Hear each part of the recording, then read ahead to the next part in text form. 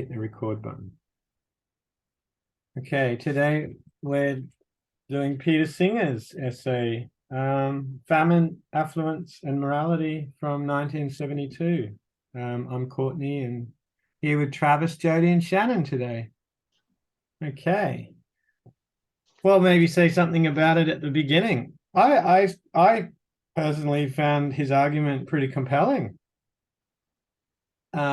Yeah, so it's quite a it pushes your buttons a little bit, I would say. It's fairly logical. I think I know Shannon, you're quite the kind of person that likes to follow the chain of reasoning, and he sets out his premises really well and he sticks to them, I thought. Yeah, what do you think, Travis? Yeah, I had to read it a couple of times because it does get to the point and it is a bit confronting in some respects. I'm not sure if I'm utterly convinced. Like, go back a step. Yes, I agree, but I think there's a few steps missed along the way. So I'd have to kind of sit on that a bit more. But interesting premise anyway, certainly brings forward a pretty powerful reasoning behind it. Yeah, and I was just going to say that this is the very famous essay that he's well known for, I believe, because whenever we've discussed him in other groups, this is the essay that is mentioned and talked about, that premise of the child drowning in the pond and that image, that picture of, and that painting of that particular scenario as an illustration of his point. So yes, it's really worthy of us having a look at this. I think it's a great piece to look at. Yeah, I'd agree. I'd probably echo fairly similar points. Like, it's a good piece. It's well, it's very nice, very clean. Like, you can clearly see he sort of lays out like, this is where I'm going, and he sort of goes like through like all his assumptions. So I quite like that. I don't know. There's definitely like some niggles I have with it, for some parts, but yeah, I can definitely see I can see the appeal for people that found it compelling. Very good. So just to jump straight in then, he lays it out pretty clearly. I think the context, right, is there's a famine in Bengal, and 9 million people are suffering starvation. He says he uses the example, there's plenty of other examples one could use. There's lots of famines and things like that in the world, but he uses this one at the time. It was going on, and it was also very publicly visible and apparently shown in the media. Personally, I don't recall because I wasn't alive. Do you remember this, Jody? You might have been around. You're on mute. You're muted. Yes, I do remember. I do remember this event. I was still in just the end of primary school, and yeah, I do remember this event. So it was quite a significant world event. Yes. Okay, and so he says that, well, basically he thought that our moral framework needs revision based on the kind of inadequate response that was being made by people. And he also follows by saying he makes no claims to be morally neutral. So this is basically the first couple of pages. Is there anything else in the first couple of pages you thought were relevant? Yeah, I thought like one of the interesting ones, like it almost feels like he's making a rhetorical point with this. But he comments, I think it's the first page, where he's saying like, I think it was Britain was spending, I can't remember the exact amount, but say it was like 250 million, and they've only spent, I'm making up numbers now, but it was like 10 million to the famine. And he's like, oh, like this shows that what they value. but I don't know. I find it a bit questionable because like there's like investments can have. I don't think you can do like a one-to-one thing and be like, oh, like this is valued at that. Like they valued that thing more because they've spent more money on it. I thought it was a bit of a weaker point for him to make there. Yeah, he said they value their super fast railway system or something, didn't he? Yeah, like I Like, value, like I agree with him on the overall point that it probably is the case that people don't value famines going on in faraway countries, but I don't think the argument that he gives for it is the strongest one, with that example of the money that's being spent. okay. So I'd I say, agree yeah. with that. Like, it's good to have it in context, because I think when I first read the amount, like, 14 million pounds given, I'm like, to me, that seems quite sizable and quite a generous amount without having any context around how much money is required. And then to have it contrasted with some of the other projects that are going on. But yeah, I'm not as yet swayed around putting a price on it. Particularly when I'm like, well, with the examples of multi-year projects. So, one could argue, maybe, again, having no idea, but you could argue that, okay, well, maybe let's push out the project and give even more money, but, you can't just stop the Opera House halfway through. I mean, you could, but yeah, I just thought maybe some of those examples weren't quite relevant.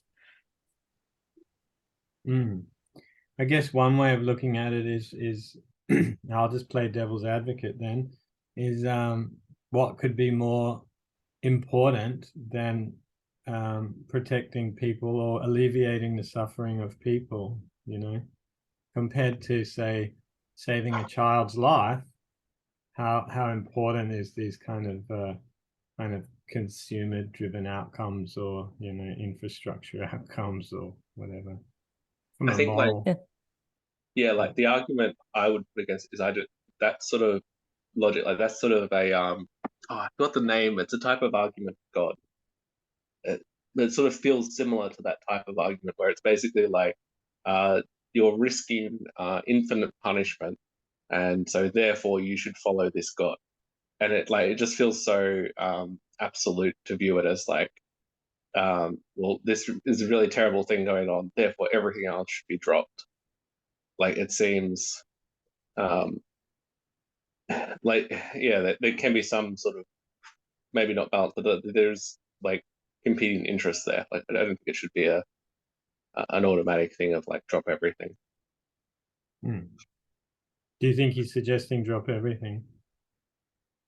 Oh no, I thought that's what you were saying.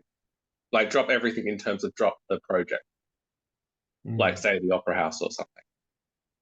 Well, it's a point of comparison, right? Like they're happy to spend X millions of dollars, but a paltry sum on human suffering. That would anyway. Yeah, but like just to illustrate like why I think this is like I don't think this is a good argument, and I do agree with his conclusion. It's just I just don't think this is how I would go about arguing it. Okay.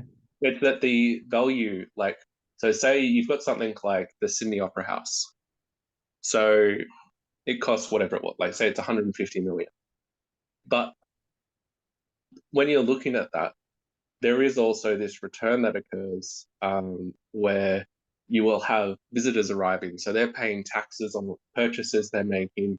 They're stimulating the economy, which is also getting taxes from businesses. Like there can be all this like flow-on effect where while it is a large sum of money, it has this long-term investment. But if you have something like, say, the 10 million or whatever going towards the famine, there's not going to be that return on that money, like that or not necessarily in the same way. So that comparing the values, like it's not to say it's impossible to do, but I don't think throwing up these numbers is like it's a very rhetorical way of expressing it. So there could be a serious investigation into what the returns actually are on these projects, And maybe there are some projects where like you go, oh, okay, like that's kind of it is kind of wasting money. But I just think throwing up the numbers is a bit like it's sort of like it just feels like a rhetorical flourish. It is like a minor point, but yeah. I'm sure we'll come back to that, but obviously part of the point he's making is what's the point of having excess monies? Shouldn't all those monies be put towards alleviating famine and suffering for peoples? He said, in fact, later on that he'd expect consumerism to grind to a standstill, basically. But we'll look at his first assumption then. He says, assumption 1, right? And as he says, if you don't agree with this, you might as well stop reading. He says, suffering and death from lack of food, shelter, and medical care are bad. And we're kind of compelled to accept that that's the case. We agree with that. Yeah. And then he says, okay, Shannon's going to say no. He's the Platonic doctor. Okay. So initially, like, there's like some vague way, like, if you're down at the pub and someone says that, I'd be like, oh yeah, like I agree with that. But this is a philosophy paper, so we get to be pedantic. Like, probably the one that jumps out at me the most is medical care. That I actually think there can be cases where it's better to have a lack of medical care. Say, like, it's going to prolong life. So it's actually better that they have a lack of medical care, so then it causes death a lot faster. Now, there probably could also be cases with the suffering from lack of shelter and food is not actually bad, because like this depends what we mean by suffering. Like, so you could say if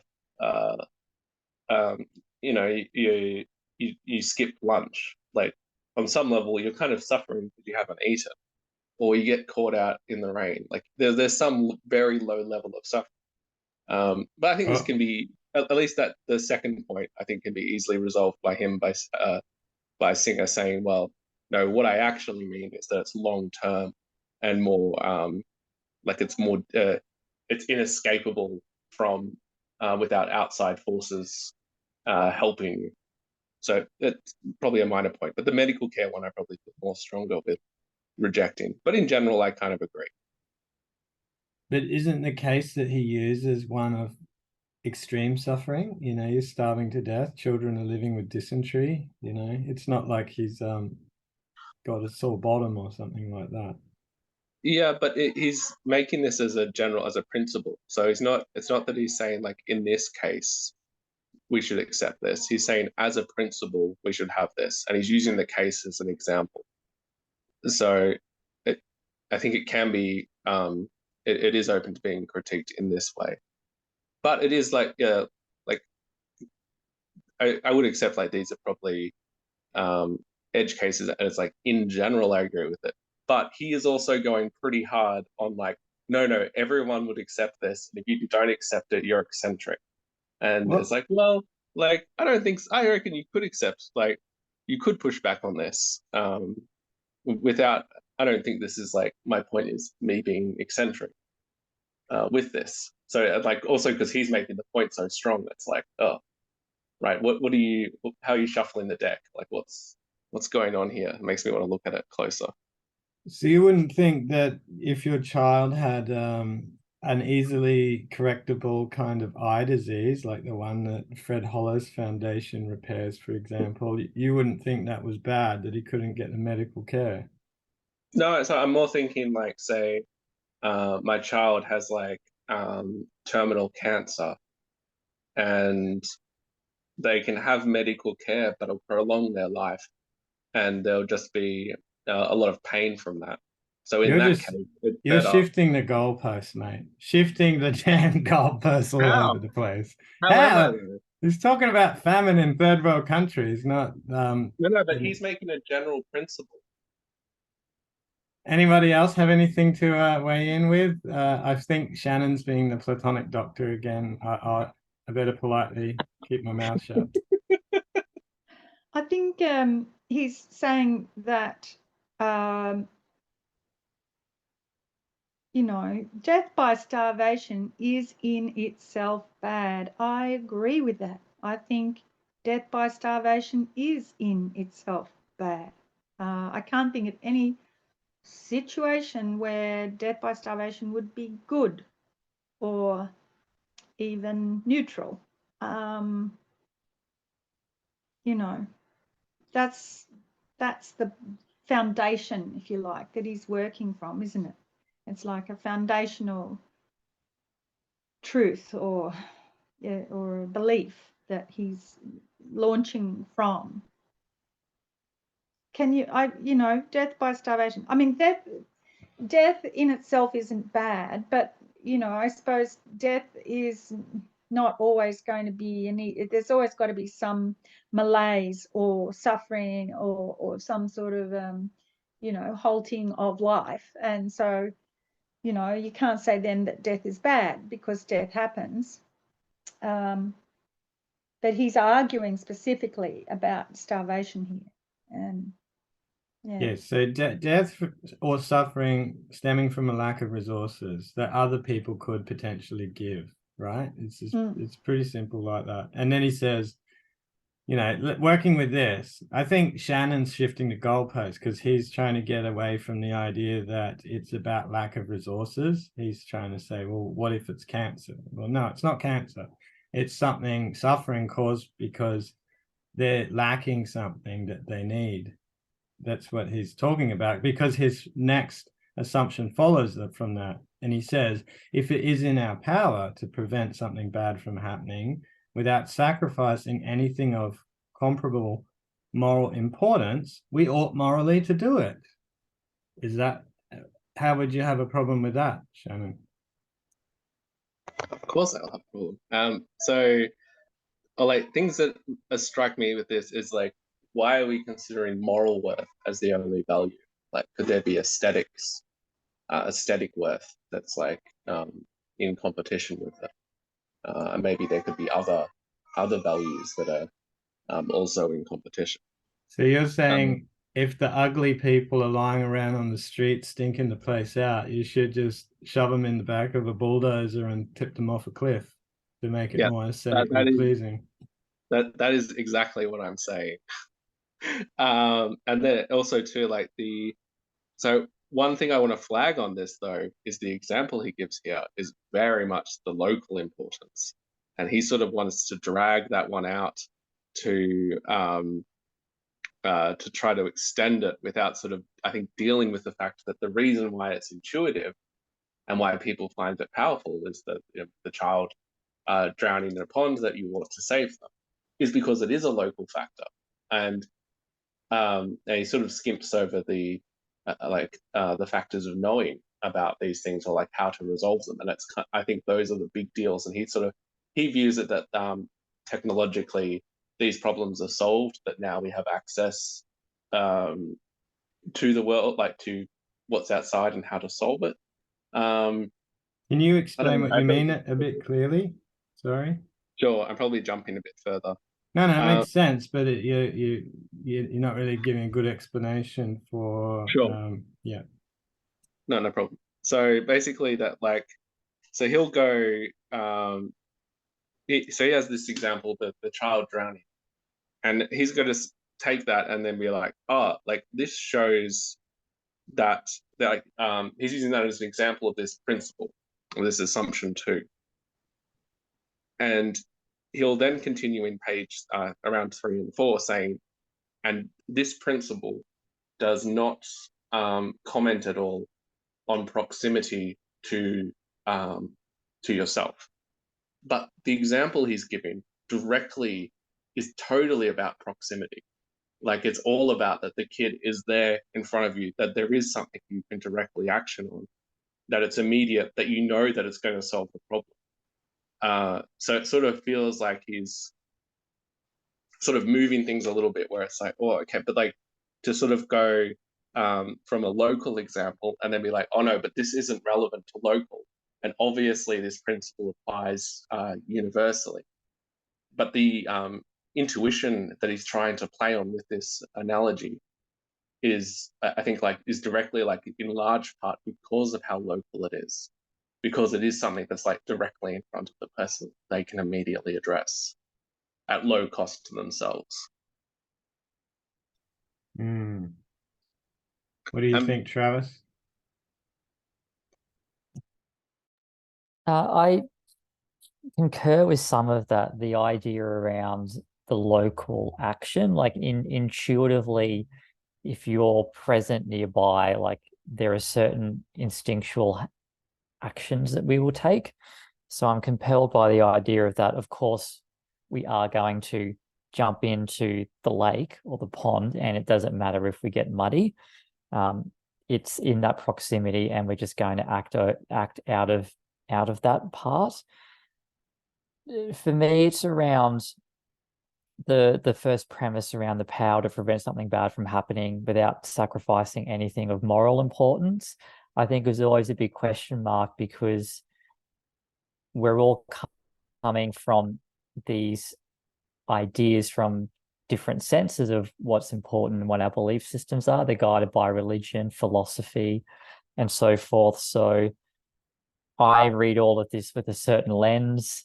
So I just think it's around, well, how do you structure that argument better to kind of outline where some of that thinking is? Because, you know, to me, letting something bad happen could be a good thing if you come out of it more resilient and having learned things, whereas someone else might take the viewpoint that actually a feeling of badness or hurt is pretty difficult. So let's stop it.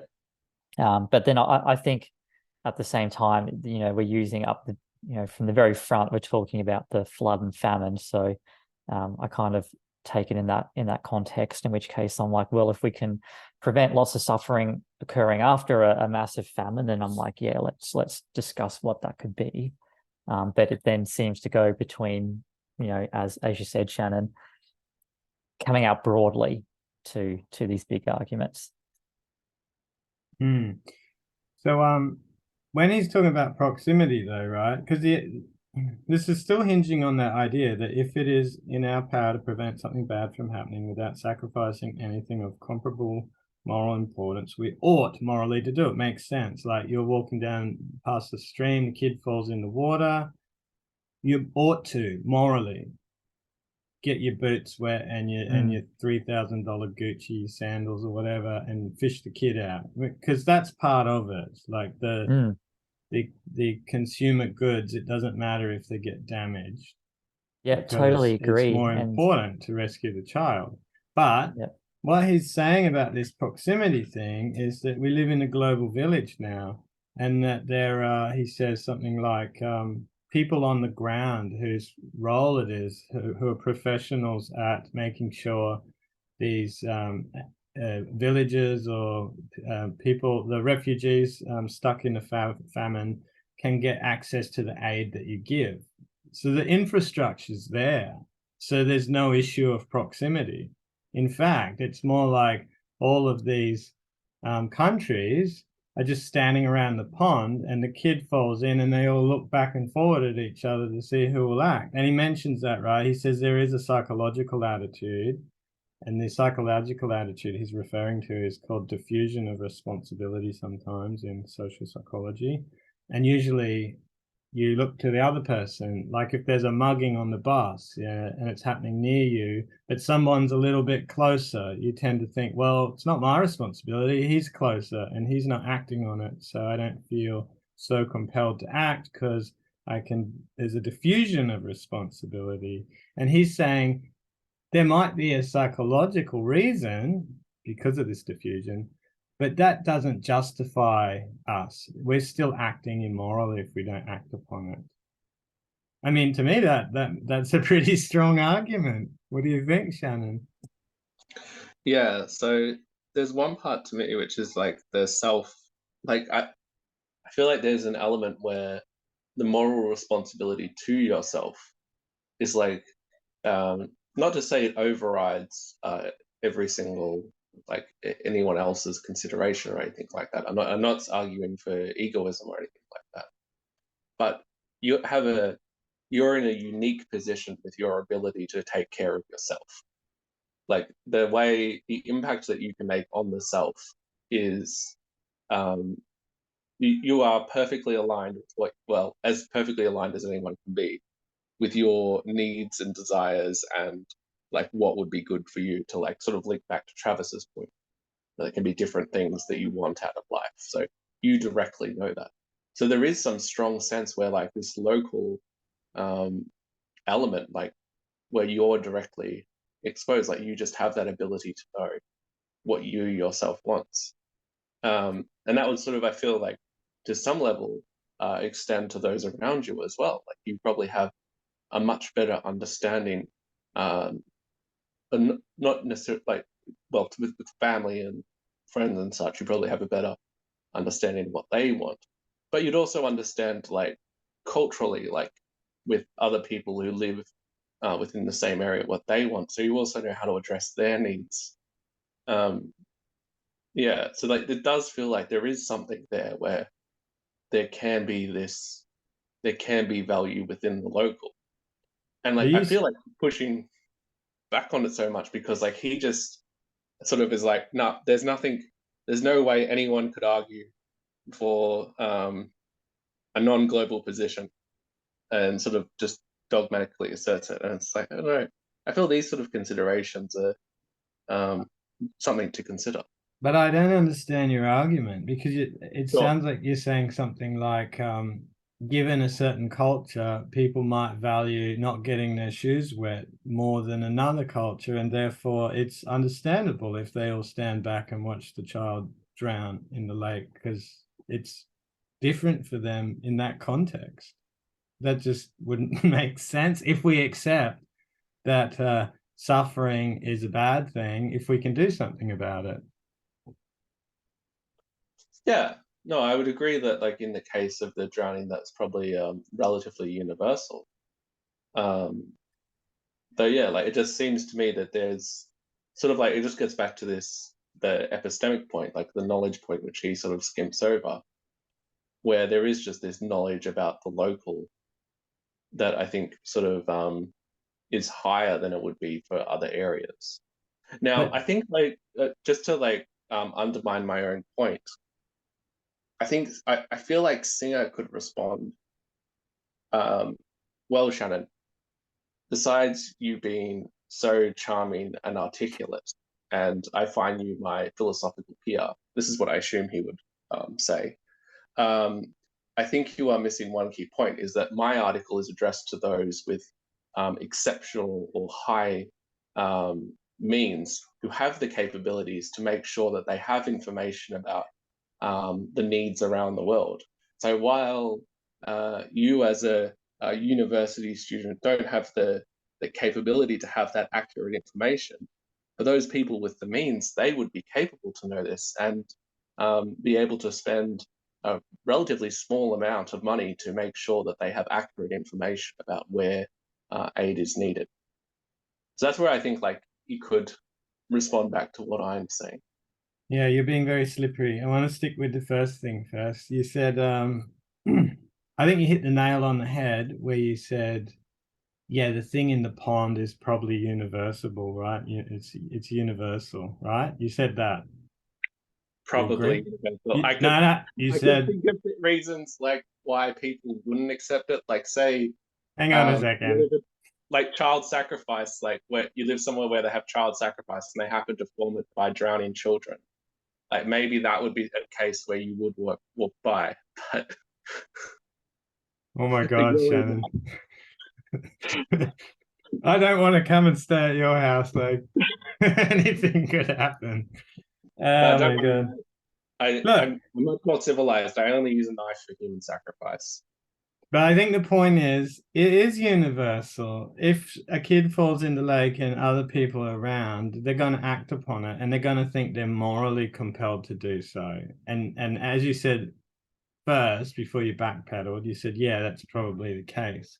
But he's just adding on. He's just coming up with an analogy that fits his kind of starting assumption that we assume that suffering or death caused by a lack of something that someone else can give in aid is a bad thing. So his metaphor or analogy, if you like, fits perfectly. So in that case, he said it was universalizable. However, the original assumption you reject.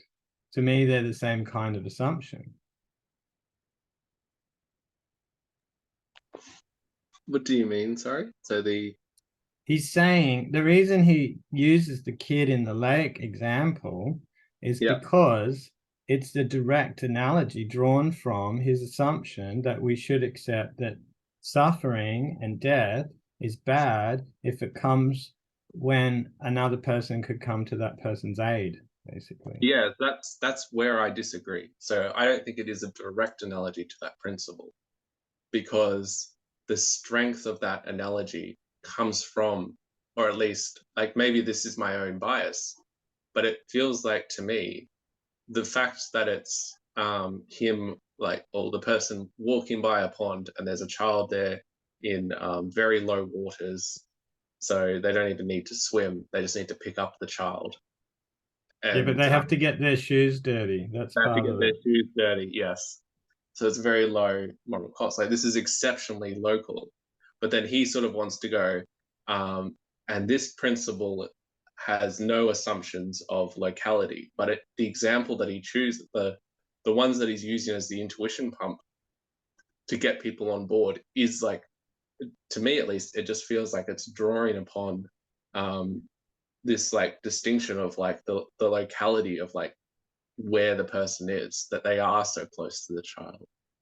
Yeah, but he resolves that. Remember, we discussed that because he says, well, nowadays you can quite easily rely on organizations that are on the ground to deliver the money. Maybe it's even more convenient for us than, say, someone living in that country, potentially. Yeah, and that was the point of where I was saying that his response to me could be that, yeah, like, well, along those lines. But But also too, that he's addressing this, like, it feels to me like this is addressed to people of means. see, Whereas it's I think that not. this, I pardon? think it's addressed to all of us that live in these affluent countries. For example, this is the other thing I wanted to pick you up on. You were saying, well, no, Yeah. I'm just a poor student. That's not entirely true. His point is, do you spend money on consumer goods? Mm-hmm. And he says, well, then you've got money that you could be giving to people who are suffering and starving. You're just wasting it on trivial shit. You went to the movies. You bought a new pair of shoes. Did you really need them? I paid for a haircut. There you go. You could have cut it yourself. That $40 could have saved X number of kids in some famine-stricken country. That's the point he's making, right? Yeah, but that's like it just becomes like such a, which is like, this is like, which is a hard point to make, because it's where I disagree with his, or like, maybe not even disagree, that's too strong a word.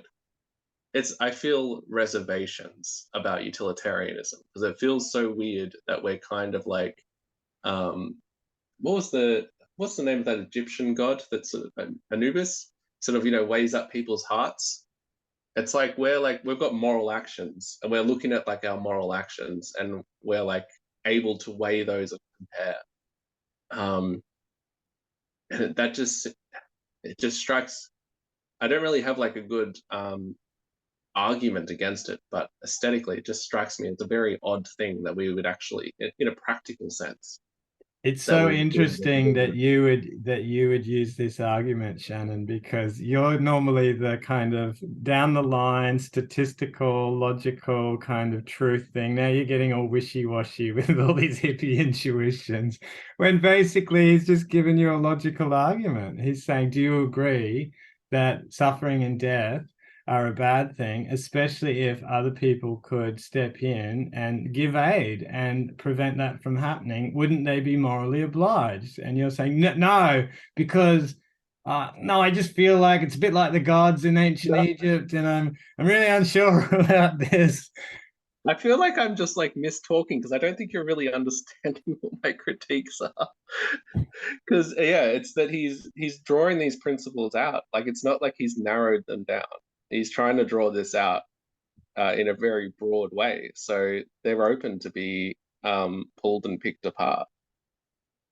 But yeah, like there is definitely, just to make like it clear though, there is like also another part of my brain that does get pulled by his argument, but it also feels like there's something a bit dirty going on with like how he is arguing it. And I guess if you haven't been convinced by this point of like what I'm sort of flagging with, like, for example, with he's, trying to compare dollar to dollar, that he's got this like extreme example that he's not sort of taking care of, like, okay, what would actually be the critiques? He's very dogmatically going, well, anyone that disagrees is just eccentric and, they shouldn't even bother reading this. Like, it's a very dismissive tone. Like, it's rhetorically trying to wrestle you to just agree with him. And that's it. But That's what I'm picking up makes it- on is not that you have a problem with the argument, you've got a problem with his tone. And to me, that would No. be an ad hominem kind of fallacy to be making.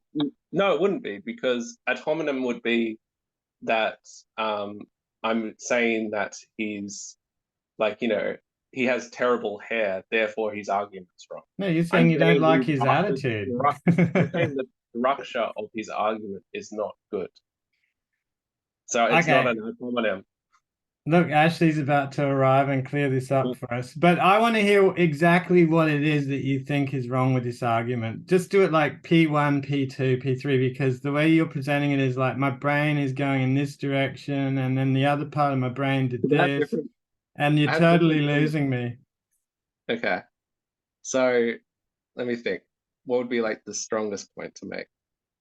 Just pick one and stick with that first. Like, what's wrong with the idea that he says that suffering and death is a bad thing, especially if it's got to do with like things that can be easily remedied by others around them, and wouldn't they be morally obliged to provide that aid? Tell me, just in some P1, P2 kind of thing, where did he go wrong in that? What's wrong with that? Yeah, or where do I feel uncomfortable with it? Yeah, so it would be, let me think. So I guess like the global viewpoint. So you don't have a problem with the first bit then? Oh no, I do, but you said to narrow it down to one. No, I didn't mention the global viewpoint. Like the local versus global. That's what I meant. So you don't have a problem with the first part then, what I mentioned, that suffering is bad, and that if somebody could aid them, then they'd be morally obliged to do so. That's fine, no problems, right? No, yeah, I do have problems. Well, I have like niggles with the first part, the wording that you're using different wording than he is. So his wording is very precise. It's the suffering and death from lack of shelter, food, and medical care are bad. Like roughly, that's what he says. You're saying suffering and death are bad, which like there's. No, I was just paraphrasing because I didn't have it in front of me. Yeah, no, all good. Because my point on that one is that the third point, the medical care, that there can be cases where a lack of medical care is at least not bad. Can you think of an example? Yes, someone who is like the example I gave before. Someone's like terminal, so you can prolong their life with medical care. Well, can we stick to the topic? This sounds ridiculous. Like, in what circumstances are you going to say, oh, we should have a debate over whether providing medical care is an ethical choice or not? Yeah, because there are some situations I think where people can benefit from it. Yeah, I think it's absolutely relevant, because like, so when we are looking at medical care, like who we give care to and who we don't, and like how we approach it, like these are important things. But Shannon, your whole argument has nothing to do with Peter Singer's argument. But wait. It's got nothing to do with Peter Singer's argument, right? He's talking about famine. He's talking about famine. Talking about people with tapeworms in Africa that are dying because they're drinking dirty water. And you're saying, yeah, but some people with cancer don't want to prolong their life. So therefore, we should disregard his whole thing. We shouldn't accept. That's definitely not my point that I'm making. I'm saying these are the points where I have this disagreement. I'm virtually I high-fiving really Ashley right now.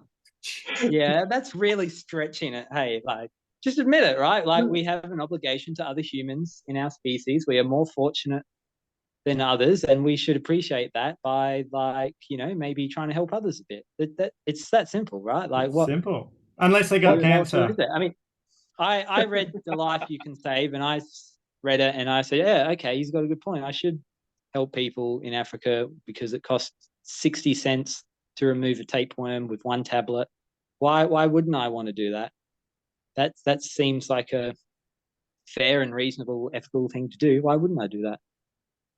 And it's Yeah, not we that I've got a were problem with what you're saying exactly, Shannon. It's just that I want to know where the argument falls down. But instead, Peter Singer is directly talking about famine. And it's a specific example about Bengali refugees in 1971 or two that have suffered this catastrophe. They're dying. There's 9 million of them starving, and other countries could come in and give them aid. He says, I'm picking this particular case of famine because it's all over the news. That's what he's talking about. He's talking about affluent countries with enough means to help others, ought to. They have a moral obligation because suffering's bad and they've got what it is required to help them. And your problem with this is that he's forgotten to include people who've got cancer that might not want to have treatment because they might want to die faster with less pain. Like, what does that have to do with the article? I'm lost. yeah. He doesn't want to believe it No, because then he has Can I ethical respond? obligations. Yeah. If we So assent I to can this, resolve we have it. this. I can resolve it. So I realized I was looking at the article again, and I was like, no, I was pretty sure that he was like making this as the assumptions, and yeah, he does. But he does also say above, which I think is the point, Courtney, you were making, and I was dumbheadedly not understanding what you meant, where he literally says, what are the moral implications of a situation like this? In what follows, I shall argue, blah, blah, blah. So he is literally just talking about a situation like this. I took it as like he was trying to use this as a broader point. So yeah, I'll accept my failure on that. I'll send in my philosopher's card and such. Yeah, no, I missed that point at the start where he does actually say, like, it's very focused on a situation like this. So yeah, no, that is my bad. Well, thank you. But yeah, because I was just getting massively confused. Sorry. I thought Yeah, maybe I we'd read understand different articles. Yeah, no, I understand. I think it's because I think I must have like skimped over it because I was like, yeah, this is background. I don't care about people stuff, but let's get to the philosophy. Um, yeah, so that was yeah, not doing a close reading. So if we've established that now, is there anything you want to add, Jody or Travis, or shall we move on? Well, there was one comment that did strike me actually, which I thought was really well explained when we were looking at it as an analogy, which was the argument around what I was seeing as the local, which is, if you're walking past a shallow pond and you see a child drowning, of course you are going to do something, and it doesn't matter if you're sacrificing your clothes or even if you get cut or anything yourself, of course, and then anyone would do it. But I missed the subtlety in the next paragraph around what Singer's done is saying, okay, well, with technology advancements, transportation, distribution, etc., we're actually now this global village, and the pond is this event, and the rest of the world is standing around the pond, but instead of jumping in, we actually aren't. And I was really struck by that interpretation of the analogy, because I was like, local, but I'm like, hang on, this is local with that viewpoint of a local global village. So I would agree with that reading, but Shannon has a problem with that principle too, right?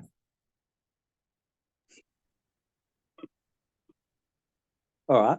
What is it? Go and share with us, Can I- Shannon. Which one? No, I agree now. I've like I'm like a you know when Socrates like beats down on a pupil and then they stay quiet for the rest of the dialogue. I'll quietly go into my corner. No, yeah, now that I'm thinking about him, like, because he is like focused on that thing, I probably don't have as much of an issue.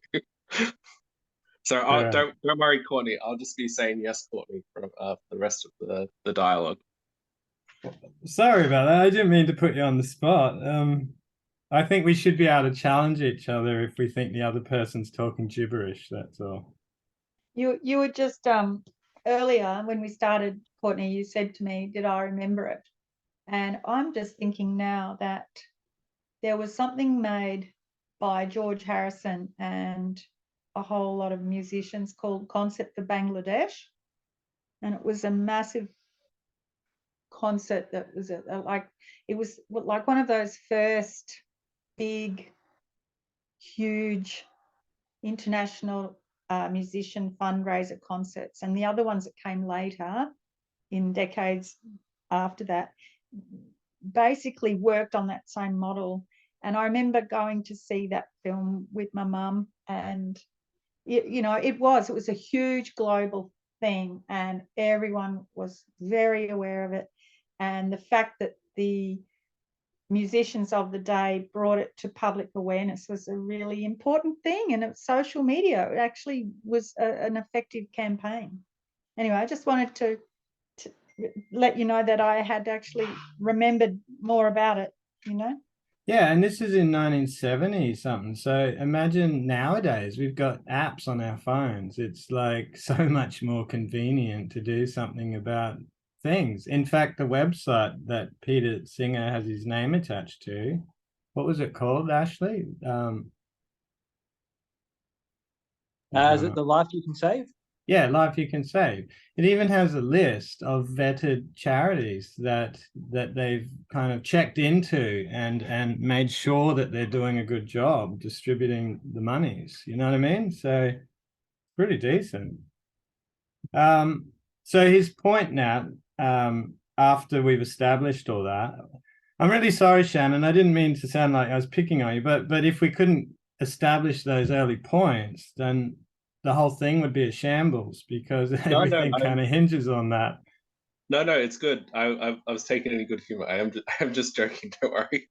Because he says then if we're going to give money, we'll surely giving more rather than a kind of standardized amount like $5 or £5. Surely more would prevent more suffering. So the question is really how much? And that's an interesting question, because he says, well, we should give as much as we can before we become destitute ourselves. What do you think about that? Because he later says there's a hard version of it and a softer version, and he says he can't see any problem with the harder version, which is basically giving as much as you can until you cross that barrier, or till what did he call it? He calls it the marginal. Doesn't he? I thought he was said to, I read the Life You Can Save book. I thought he said everyone should give 5% of their income. In this, he says, we should give as much as we can give away until we get close to what he calls marginal utility. That's the term he uses, which basically means, I wrote it down here, until we basically start to suffer similar to the people that we're trying to help, something like that, which is pretty extreme. Yeah, I wouldn't endorse that unless there's some empirical evidence that it's a good thing, because it's like, I think there's a lot of downstream consequences unintended, right? Like, well, they're the kind of things we'd have to work out, because he's still following his pre-established, the established moral principle that helping people who are suffering is good. What would happen. Sorry? Well, basically what would happen is, right, no one would have any disposable income, right? Which means that's going to kind of create a cycle with economic conditions. People aren't going to be able to start their businesses. Mortgages will go under. There'll be huge flow-on effects. And then you also have to wonder, will these countries kind of become dependent on all this foreign money and And is that actually really going to be the thing that's going to help them? Like, you know, when really these should help these people to be able to like become fully sufficient themselves, rather than just depending on rich countries constantly working their whole lives just to give them money. Like, Yeah. I think when he says just give 5%, I think You've that's also much got to, more reasonable, because sorry. 5% of your income is not a huge stretch, and it still does a lot of good. Sorry, Jody. Yeah. No, I was just going to say, if you're jumping ahead to that aspect of his argument, you've also got to include the other part of his argument, and it was a two-pronged attack there, not attack. It was a two-pronged approach where he was suggesting that population control was the other thing he talked about, and he was bringing that in as a parallel strategy. You know, that it was quite a viable option to be considered in the way it will play out in the future, to try to stop these things happening down the track, you know, to have a repeat problem of such a huge famine occurring again, and at such a level of tragedy. And so, you know, you've got to look at that other strategy in parallel with this one of giving to the point where of maximum was it utility, marginal utility.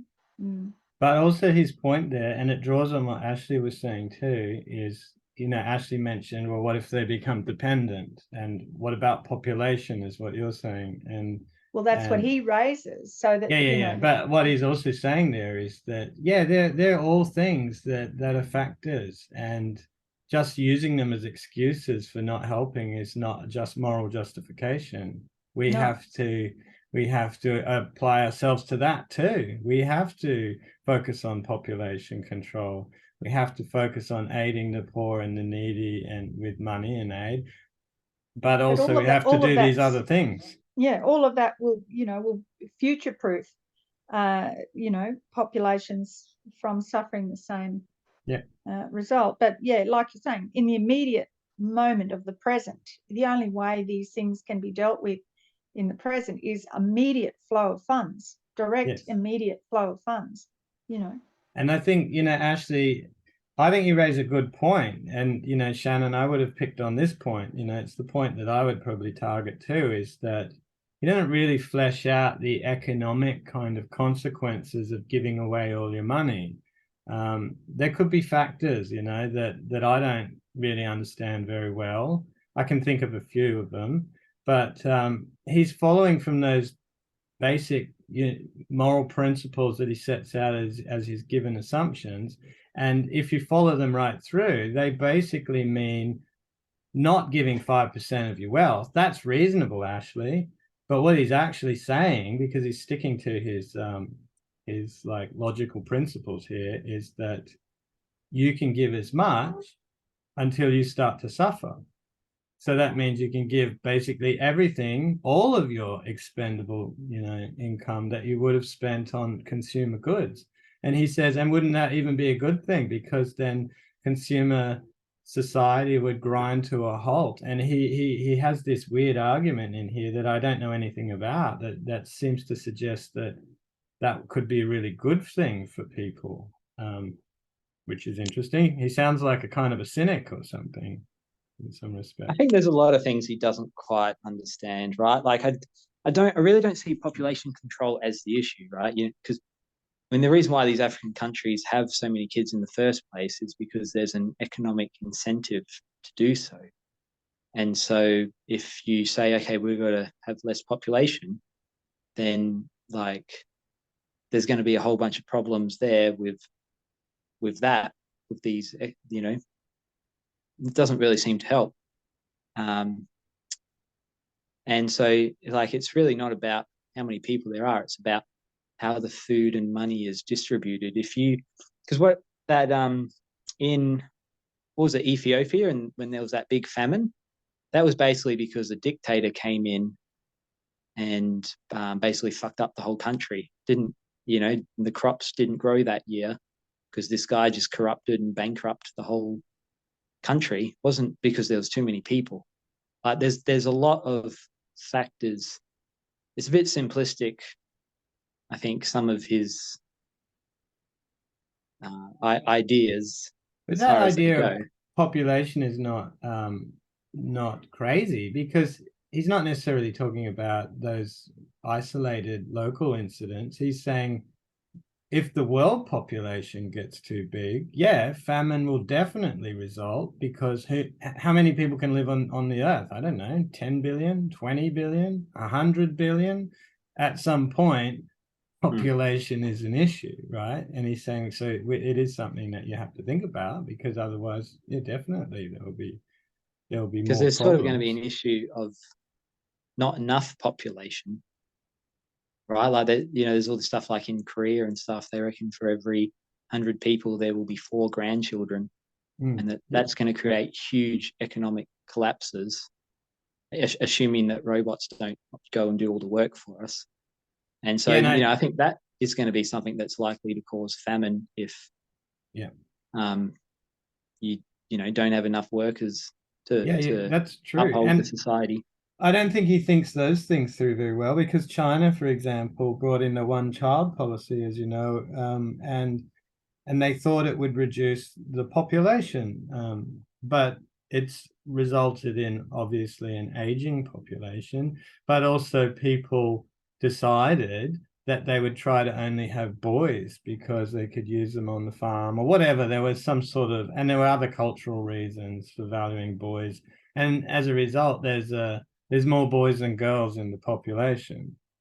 And so it means this kind of social engineering has led to some pretty interesting problems now down the track. So they've stopped doing that one-child policy now, but there are pretty extreme, well, there are significant consequences as a result of it. And one of them's like you're saying. So, for example, if you marry in China, you actually, because of the way the collectivist kind of family arrangement works, you have to, those two people have to then, as single children from each family, have to support 2 older people, like 2 sets of older people, and it becomes quite a financial burden. But there's always these unforeseen things, and this is obviously a problem with these sort of he's hastily sketched out and hasn't really gone into kind of some of the problematic sides of what would happen if you do X, Y, and Z, whether it regards population or consumerism. But nonetheless, his starting point, his moral principle is a really hard one to get away from. You've got to remember too that he wrote this in 72. That's like 50 years ago now. That's 50 years. And, you know, it is a really much different world to the world he was writing that article in. And like Ashley was saying, you know, that just even with technologies and the workforce, and there's so many factors that we can't even compare to the world that he was talking about. You know, it's a much different scenario on many levels. Yeah, Yeah, definitely. I think it's hard to like, because I know you're sort of making this point on the population stuff, but my understanding is that generally speaking, as a country, as people get more economically wealthy, like materially wealthy, they generally have less kids.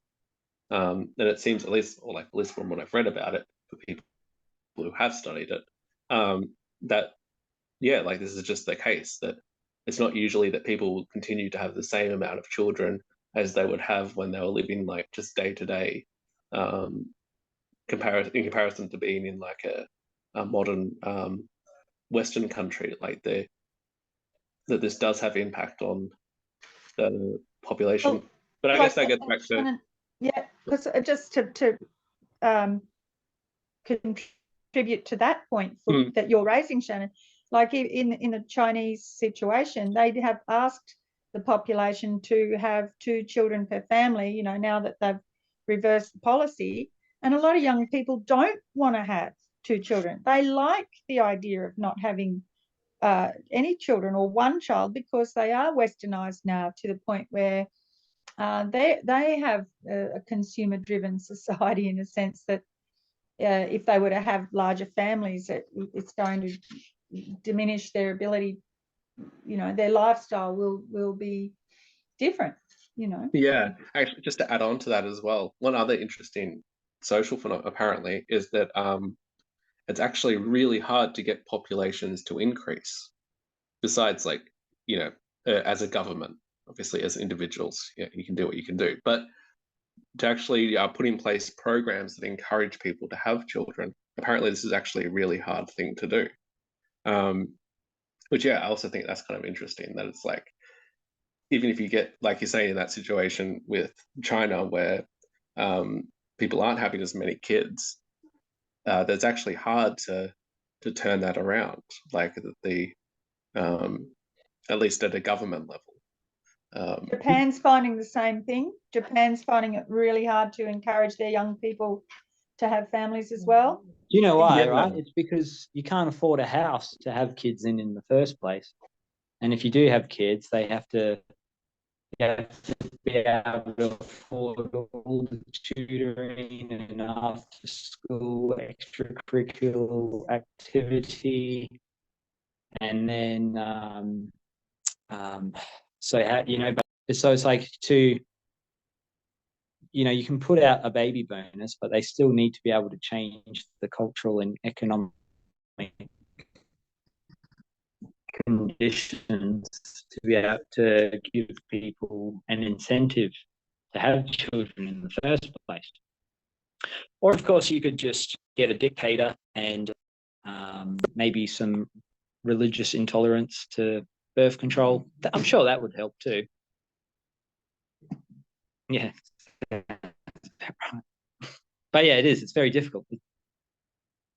And like the reasons why people are having less kids is complex. Yeah, definitely. All right. So sorry, you go. I was Curtis. going to just bring it back to the point around the argument around everyone in similar circumstances ought to give as much as possible. I had quite a few different thoughts there that really struck me in the contrast, because I'm swayed to the argument around a one-off occurrence. So to make up some numbers, but if we take that, the Bengal Relief Fund is a one-off occurrence, and I would normally, after all of my expenses, bank $500, then it makes sense that I would give that $500 because it's a one-off occurrence and we ought to do what we can. But then a part of me thinks, well, hang on, if we're being asked to do this every week, maybe I just reduce my hours and then, meet my own payments and just have a great time sitting around reading books and, I don't know, playing games. But so that was kind of like, oh, that's a bit dirty. But yeah, so just a random thought. Well, it's interesting because I actually had a professor at uni who was a professor of philosophy, and her name was Peter Bowden, and she died of cancer, actually, Shannon, but that's not really related. But anyway, she must have been a Singer fan, because she used to give all of her money after paying her bills or whatever to charity. She lived by this method. So and it was incredible. She was a really inspiring woman. Not many people have the kind of that, whatever it is, the gumption to kind of really put their, for her, I guess, put her money where her mouth is, because that's the kind of stuff she taught. She taught moral philosophy, so it makes a lot of sense. That's totally doable, point being. Okay, Yeah, so yeah, sorry. Did she have kids, was Shannon? just gonna- I'm guessing she didn't have kids. Sorry, not Shannon, Courtney. I don't know. I'd have to Google Because it. if you had kids, you probably wouldn't be able to do that, would you? She was elderly. She would have been in her 60s. Yeah, I was just going to add, like, It is a just to nice that, thought. just to that there, Corny, that like, I'm not sure what it's called, but there is like something where you can basically earn more money, and you sort of just end up like, lifestyle creep. That's the term. Where you earn more money, but you just sort of end up spending it, but doesn't really like improve your life. You just say like, you spend more money going out or something like that, to like restaurants or something. It doesn't dramatically improve the quality of your life. So there could be kind of these like expenses that you add on, which don't really do anything, but you sort of just keep doing them, just out of habit. But the argument is Yeah. to not do those, to Oh yeah, donate. that's what I meant Yeah. though, like that the sort of agreeing with you there. Yeah, so because as I said, I was going to say yes, Courtney, you're totally correct, and this is me doing that. That the like with something like with that professor you're talking about, like that may not have actually increased the quality of their life to if they had have kept the money, depending how they spent it, it probably wouldn't have had that high of impact. Like you can sort of just spend it on rubbish. And that's very easy to do with sort of you got so many adverts and things pulling you in one direction or the other. And we're all very familiar with that sentiment from, virtue ethics and ancient philosophy. Like, what good is money? It's just, what are you going to buy with it that's so valuable in the first place? If you could do some moral good with it, wouldn't that be infinitely better? That's the kind of idea we're looking at, aren't we? But moving along, she says he says traditional moral categories are upset in this essay that he's kind of putting out. He says that there's traditionally been a distinction between duty and charity. You remember that? He says the outcome. Yeah, he says the traditional distinction between duty and charity cannot be drawn, or at least not in the place we normally draw it. Giving money to the Bengal Relief Fund is regarded as an act of charity in our society. The bodies which collect money are known as charities. These organizations see themselves in this way. If you send them a check, you will be thanked for your generosity. And here's the point. Because giving money is regarded as an act of charity, it is not thought that there is anything wrong with not giving it. The charitable man may be praised, but the man who is not charitable is not condemned. So he's saying that we ought to change that way of viewing the division between duty and charity, at least in certain limited instances like this. Yeah, it's interesting that he's sort of making this comparison.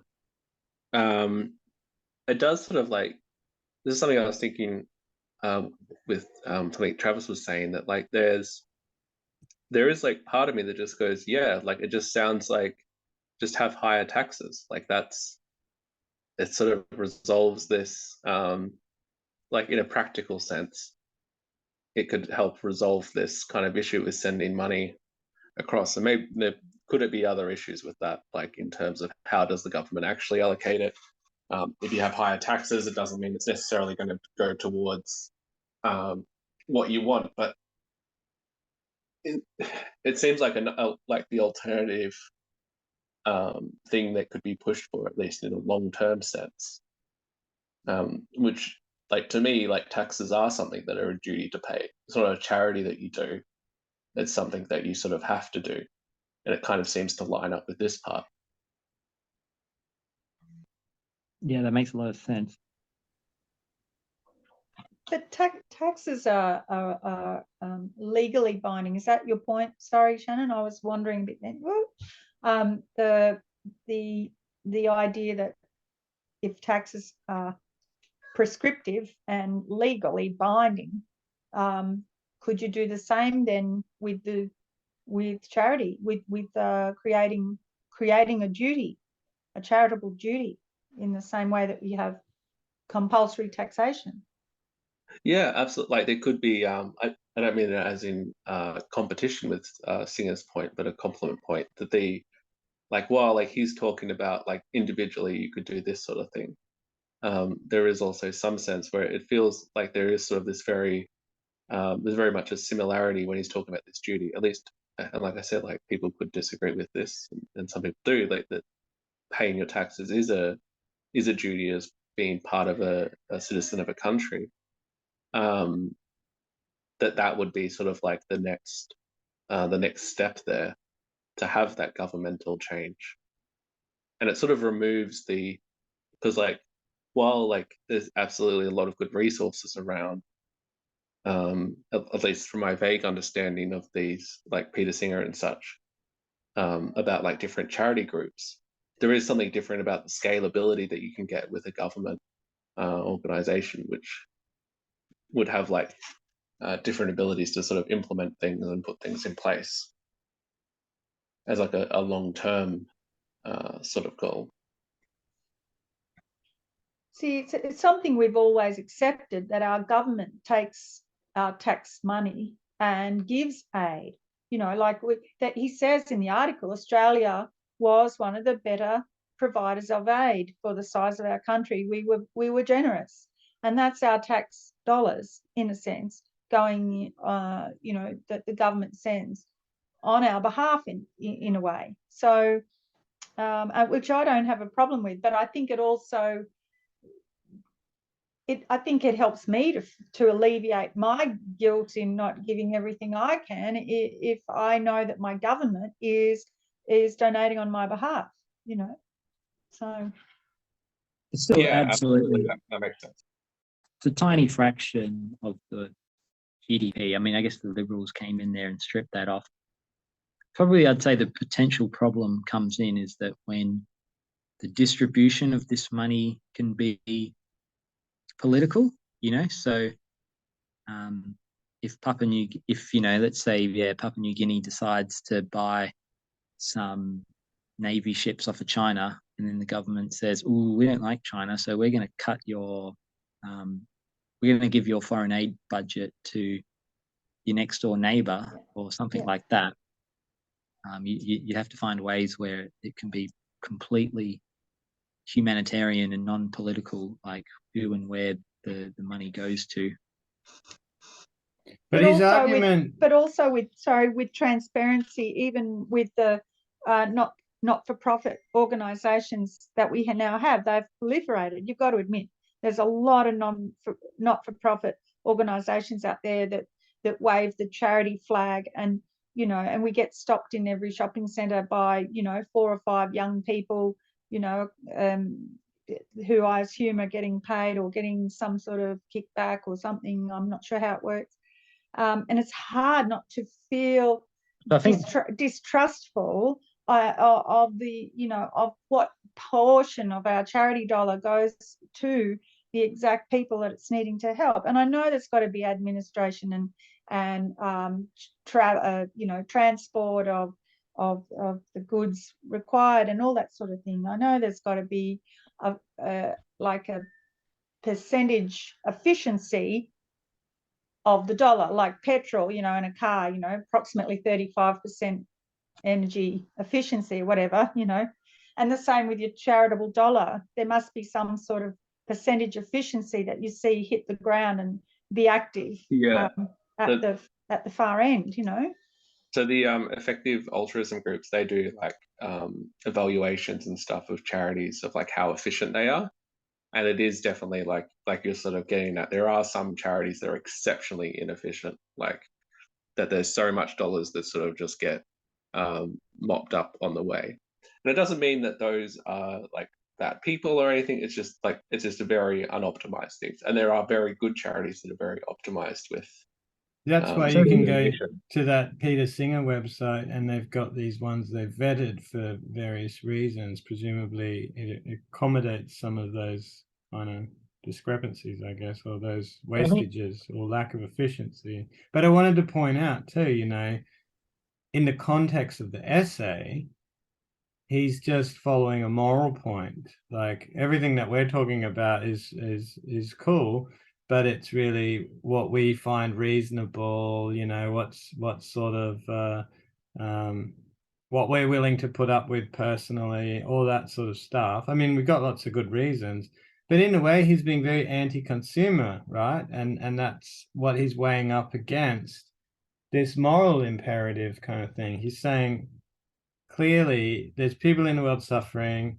We could give away quite a lot before we actually approach a similar state as them. We're morally obliged to help them out if they're suffering, and we've got plenty of resources to do that, even if it meant that we had to sacrifice a few luxury items, then that would mean nothing to us in the long run. And it would mean a lot to the people who we were helping out, right? And so this is an attack on kind of consumerism. And he says here, just to make it really clear, he says, when we buy new clothes, not to keep ourselves warm, but to look well dressed, we are not providing for any important need. We would not be sacrificing anything significant if we were to continue to wear our old clothes and give the money to famine relief. By doing so, we would be preventing another person from starving. It follows from what I have said earlier that we ought to give money away rather than spend it on clothes, which we do not need to keep us warm. To do so is not charitable or generous, nor is it the kind of act which philosophers and theologians have called supererogatory, an act which it would be good to do, but not wrong not to do. On the contrary, and this is his point, we ought to give the money away, and it is wrong not to do so. That's the point. And you should give away as much of it as possible. Yeah, I can like see the force of that argument, but I think the reservation I'd have there with the clothes thing is like, which maybe that's the even more radical point that you're sort of getting that he sort of is underlying under the article, which is sort of that anti-consumerism that he has. But like the requirement currently is that like for a lot of jobs, not all jobs, but like that you have a new clothes that you're sort of keeping up to date with those type of things, and that would limit your ability to make donations in the future. But then I don't know, but then on the other hand, there are definitely people that do overspend on clothes even for the requirements of their job, so he's probably on fertile ground with that critique. There's a guy I worked with the other day. He was telling me about his watch collection, and his watches cost like, I don't know, $300 or $400 or $500 each, and he's got, I don't know, 10 or 20 collects them. Like, is that trivial? I guess we could think of lots of examples like that, but since we've only got half an hour left, how do you think, if we stuck to the kind of rules of his argument thus far, what kind of grounds do you think a person could find exemption under this strict kind of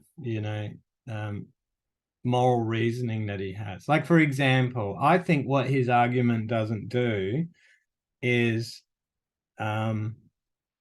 allow for the fact that people like to collect resources to buffer against misfortune. He doesn't mention anything about that. Like, for example, what if there's a COVID-19 fucking virus going around and you lose your job? You need money in the bank, like you were saying before, Shannon. What if cost of living goes up? What if interest rates go up? What if you haven't bought a house yet? Are you exempt from paying as much as possible because you haven't even got enough for a down payment for a house yet? What about when you get old? What's going to happen to you if you don't have enough money for a home of your own or some suitable accommodation? What about debts unresolved? Would you have to pay your HECS back before you start giving it to a foreign country? You know what I mean? They're kind of questions that came up for me. How do you think he would answer that? I feel this is like I think Ashley was making this point about the book, like Singer's book that he's read, where he argues for I think Ashley, you can correct me on this, but I think you're saying that's 5% of your Yeah, earnings. well, that he was sort of saying 5% because that is the amount that you can actually succeed in trying to push for. That was kind of why he settled on that amount, 5%. He said most people, they're not going to notice 5%, and it's not a huge, painful thing when they see that transaction come out of the bank account. What if Oh, you're yeah, giving $100. 5% to the Mormon temple? You got to stop being a Mormon then. It's just what you Still, have to but do. you know what else, right? What if, because by his logic, right, if I spent $20 on buying his book to read about this, that book was an unnecessary expense, right? I could have just reread my old philosophy books. So But let's be realistic. You downloaded it off LibGen, didn't you? no, I got it from an op shop. I saw it in an op shop for like $2 or something. I thought, all right, I've heard of this guy. You could have saved 5 children in Africa. They're now Yeah, dead because but I of mean, you. it's still right. If he releases a book, it becomes a consumer product, unless everybody hears about him through word of mouth that he's holding lectures or something like that, right? But I think like you can't escape that though. Like that's just Exactly. Yeah, and this is why his thing about we should just stop consuming except for the bare bone necessities and give all our money to charity kind of But seems we like, know, don't we, Ashley, as you said before, it's about distribution. It's always been about distribution. It's always been about the really, really, really rich and the really, really, really poor. It's always been about that. And so, to have so if you were to apply the 5%, across the board, then people that are in those lower income brackets, it's not a big amount. But you get up into the echelon of the 1 or 2 or 5%, the top 1 or 2 or 5%, they would scream like stuck pigs if you said they had to give 5% of their income away, wouldn't they? Yeah, I agree 100%. And what he's really saying here too is he's offering people a challenge, isn't he? He's saying, why don't you put your money where your mouth is? Like, why can't people live by moral principles? And look, there's all these kinds of practical reasons why we can't commit to making ourselves almost destitute. But you guys have come up with plenty of softer ways that this is doable. But I wonder if any of us will do it anyway, kind of thing. You know what I mean? It's definitely interesting. it's something That's I what think of the future, but yeah. well, I really respect that about, I haven't read this article, but I read The Life You Can Save, that it's like, the whole book is basically a call to action. That's kind of the point of the book, is he's trying to persuade you directly of the necessity to start, donating money to effective charities, and also to become a vegetarian. So, Yeah, I mean, he persuaded me. Like, I started, giving to the Against Malaria Foundation after reading his book. 4 or 5 years ago, however long it was. Yeah, and a part of what he's saying too is he's saying, even if you don't want to give money, he says at one point, and you say, well, the issue is something else, it's population or whatever. He says, well, that may be the case, so why don't you do something about it? See, there's this incentive throughout the essay that seems to be to don't use it as an excuse, become politically active. So I really like what he's saying. He's saying you're making a moral choice, and instead of making excuses for not doing something, if you don't want to give money, fine, but put your money where your mouth is at some point. Get politically active. Go and lobby the politicians. Go and check out whether the money is actually going to the people. If you're worried about inefficiency, for example, he's telling us to get involved and do something about it. That's an interesting thing about Peter Singer in this article and his books and such, is I wonder if he's like the most successful philosopher, at least who's currently alive, in terms of getting people to actually do what he's arguing for. Because like he's had such large influence on like things like the effective altruism movement. Mm. Like he was a large part in driving, like the person who created that, and driving him, that person who created it, to want to create it. Like it's yeah, it's kind of impressive, like with how he's achieved. When you think of like how many other philosopher books there are, he has actually done a good job in getting that following. But I do I don't wonder. know. Ryan Holiday inspired me to start a podcast. You're a gentleman of a certain age there, Ashley. We're biologically predisposed to want to start a podcast. It's within our blood. We can't escape it. But like one other Nope. thing So sorry, I you was go. going to say there'll be people out there who say that Joe Rogan inspired them to take up jiu-jitsu. Yeah. One other thing I was thinking of, like the point that Ashley was making of how it's like becomes like a consumer good in terms of the book. I do wonder, like, if even that idea of the like making those donations, say the 5%, for example, that becomes like a consumer good. Like it's a thing that people go, oh yeah, look at me, I do this. And it's not fair of like, I'm not critiquing Singer because of the actions of others. It's just an interesting thought that it could sort of like his ideas can sort of still transform into a consumer good. And maybe that's like not like in the scale of things, like, you know, it doesn't even rain on the bad side. It's just, you know, a little slightly unpleasant. But yeah, it was just something else I was thinking about, the point Ashley was bringing up. One thing I wanted to flag too, you guys didn't take up my challenge, obviously. I was trying to look for exemptions to getting out of having to commit to his kind of moral reasoning. I see a few. So Yeah, well, one of them for Well- me is my wife would divorce me, I reckon, if I gave away all of our money except like what we needed just to buy the groceries. 100%. What do you think about that, Travis? yeah, well, I'm trying to spend a bit of time in this phrase where he's got, because it keeps coming back to the fact that we ought to give as much money as we possibly can. And then just got to hear that up to the point by which giving more would begin to cause serious suffering for oneself and one's dependents. And I think that's a critical issue here, because I think you could very easily take the lens of, well, I'm in a job that I hate and I'm only here because I get paid ridiculous amounts of money. So I'm not going to put up with that if I have to give it all away. I'm doing this so I can go on my holiday. I'm going to give X amount, even though I could give Y amount.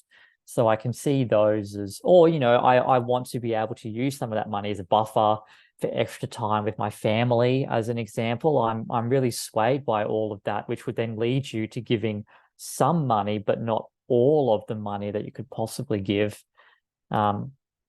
I'm just curious at that point in time, though, how far Singer would want this argument to go. So, you know, Well, I think it do has you take it to the extreme and say, well, you know, do you need to have Saturday and Sunday off? Maybe you should go get a second job and give all of that away as well. No, he mentions that. He says there's one criticism which has to do with some readings of utilitarianism, he says, where a person should have to work themselves into the ground, basically, so that they're generating more income to give to. And he says, no, well, he says, did you guys see that bit? He says, it would only apply if there was a situation that needed you to donate money to. So it's not like you're a continual dynamo that produces money just to chuck at other countries.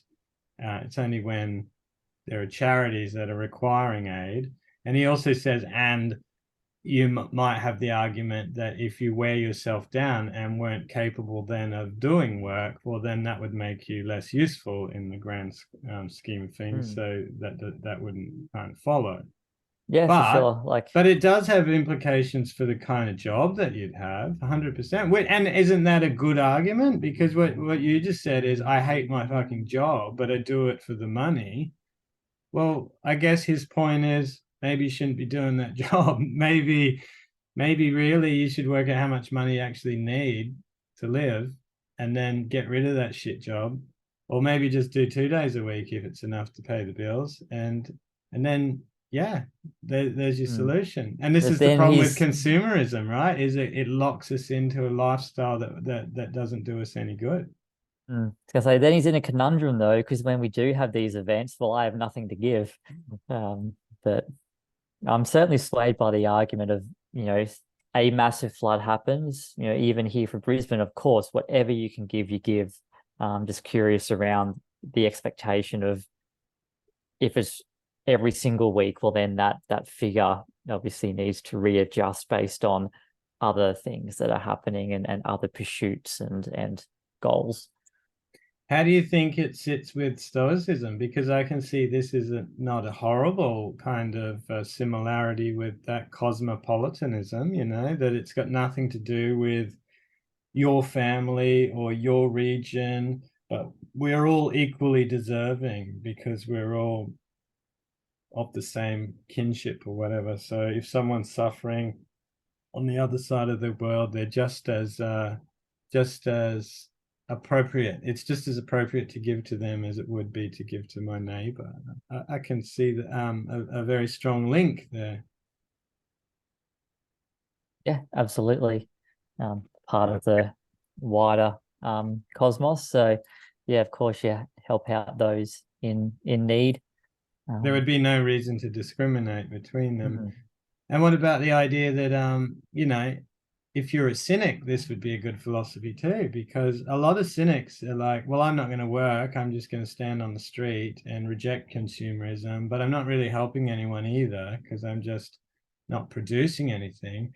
And actually, really politically active form of cynicism would be earning lots of money, being really politically active and donating all the money, giving it away and just laughing in the face of everyone going, ha, I don't need your consumer shit.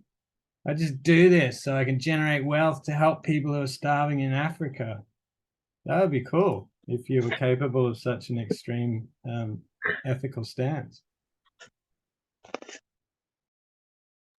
Yeah, that's definitely one option.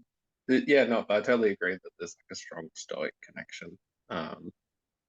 It's kind of hard though to draw like too strong a lines because it is such a, I think that scale that we exist at now is just so far removed from the ancient writings.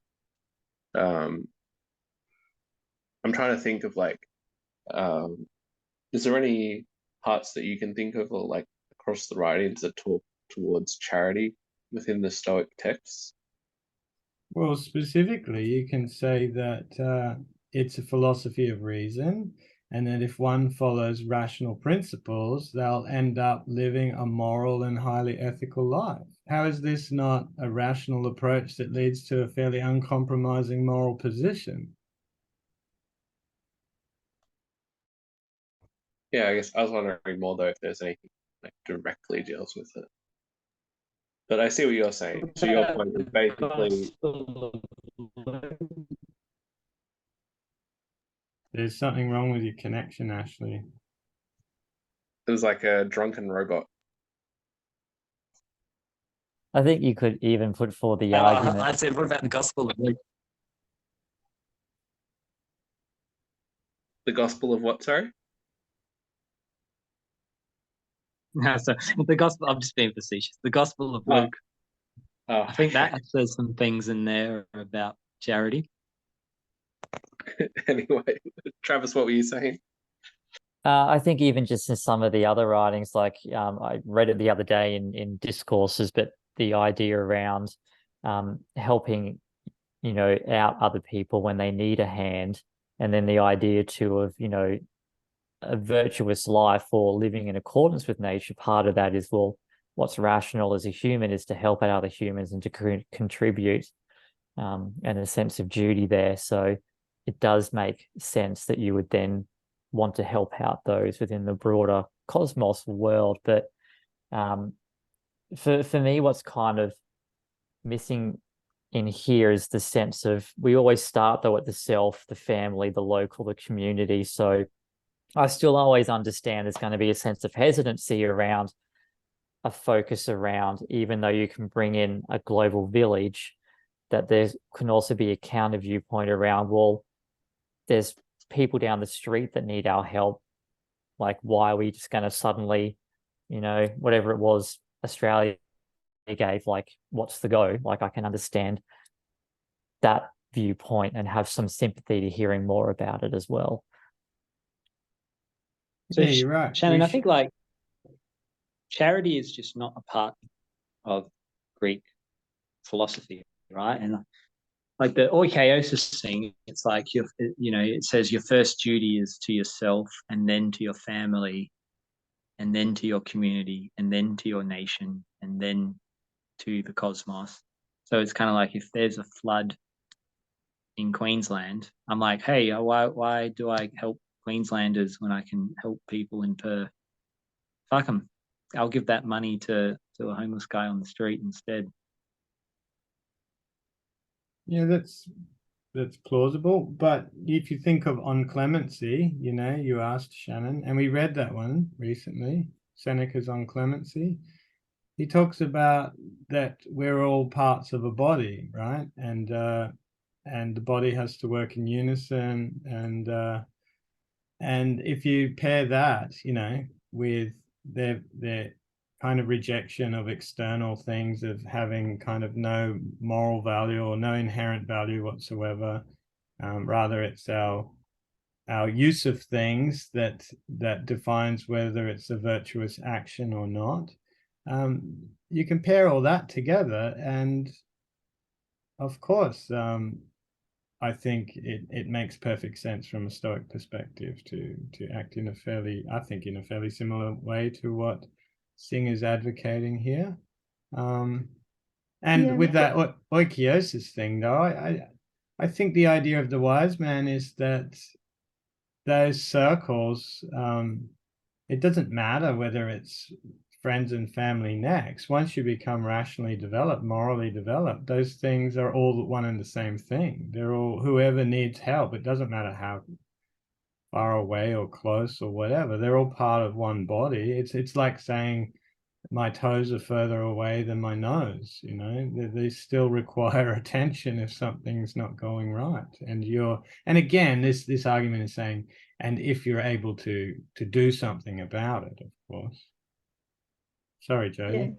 Yeah. Look, because and Singer does say exactly that. In that paragraph where you were saying about utilitarianism, and then he completes that. He completes that in a way that's talking to me on a very rational level in terms of moral responsibility, because he says, of course. Oh, sorry.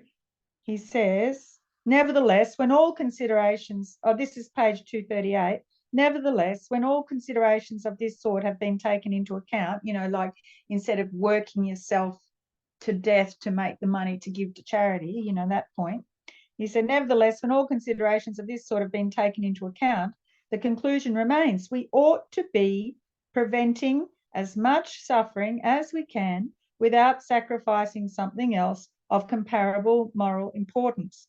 This conclusion is one which we may be reluctant to face. I cannot see, though, why it should be regarded as a criticism of the position for which I've argued, rather than a criticism of our ordinary standards of behaviour. So since some people are self-interested to some degree, very few of us are likely to do everything that we ought to do. It would, however, hardly be honest to take this as evidence that it is not the case that we ought to do it. Yeah, really good, and a wonderful place to kind of wind up. So why don't we all offer our final thoughts on the reading and what you thought? Yeah, just give us an idea what you thought of it. So I was thinking more about this. So, because like he's talking about like, okay, spend what money you need to spend, and then the rest you should give away. But I think like this is where I think having that 5% works a lot better, because I think it could be fairly easy to find justifications for like, oh, like I need all these new clothes, I have to have them. We have to go out for dinner. We're going to celebrate all these things. Like it could be easy to just create expenses that you don't actually need, but you're sort of just justifying them to yourself.